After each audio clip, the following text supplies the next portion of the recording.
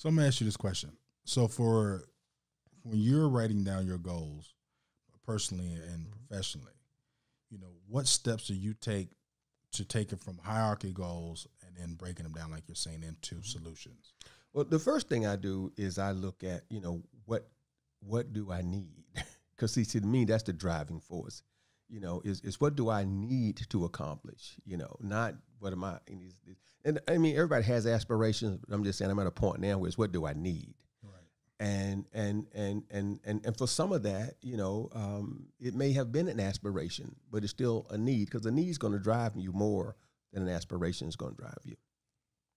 Once I establish the need, then that tells me what my goal is, because my goal is to make that happen. That's it. That's my goal, to make it happen.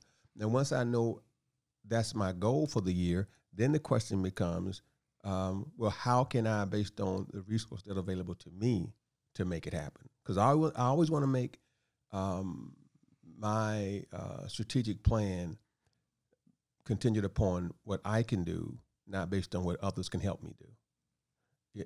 Now, let me say, when I say I'm not excluding God from that picture, right.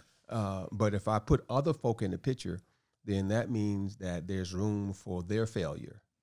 And so therefore. So you're saying that after your goal, you're going to figure out how you're going to do it, but it's really how I can do it. How I can do it, not how somebody else can help me do it.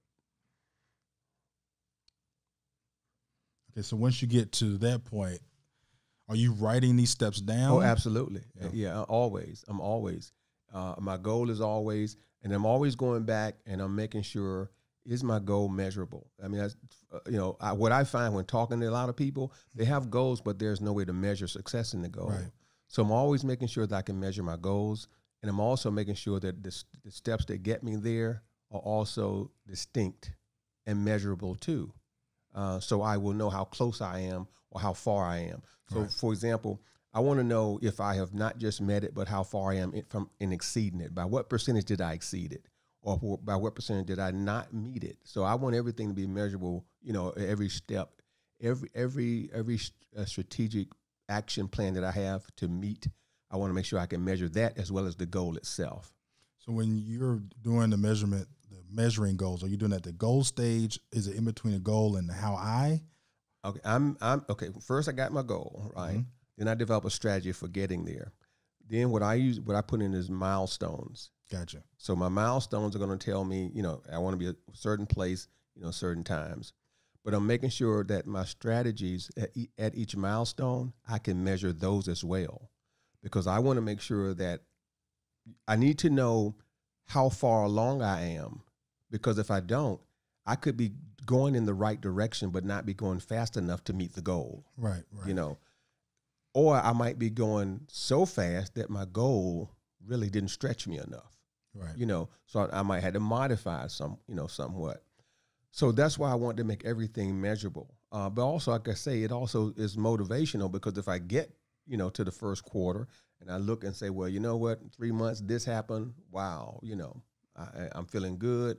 It gives me the sense of, okay, you're on the right track. But I'm always also looking at that so I can look at my strategy, see what my success was, and if I need to modify that strategy. Because I never assumed that what I thought of in October right. is going to be, the right thing in March. Even though in my mind I've said I know this is going to work, I'm going to go back in March and look at it and measure it and say, well, did it really work? Right. Did it really work? And I'm going to always do that for one simple reason. I want to verify that what I did was actually the result of what I did and not chance. Right. It's easier to analyze failure than it is success. Yes. Totally agree with that. So I want to make sure that, this was the result of what I did, so I know I can, to replicate it will keep me going and not just some variation in the marketplace, Right. And so that's why I always want to go back. I never just say to myself, hey, you made it, you're doing well. No, it's let me analyze everything and see what impact it had on getting me there, mm-hmm. And I'm putting those critical points in too, because there are some places where, if you miss something, it impacts your ability to get to the end when you want to get there. Right. So I'm putting those kind of things in too. So just I know those things that I cannot let slip. Right. To get me where I'm trying to go.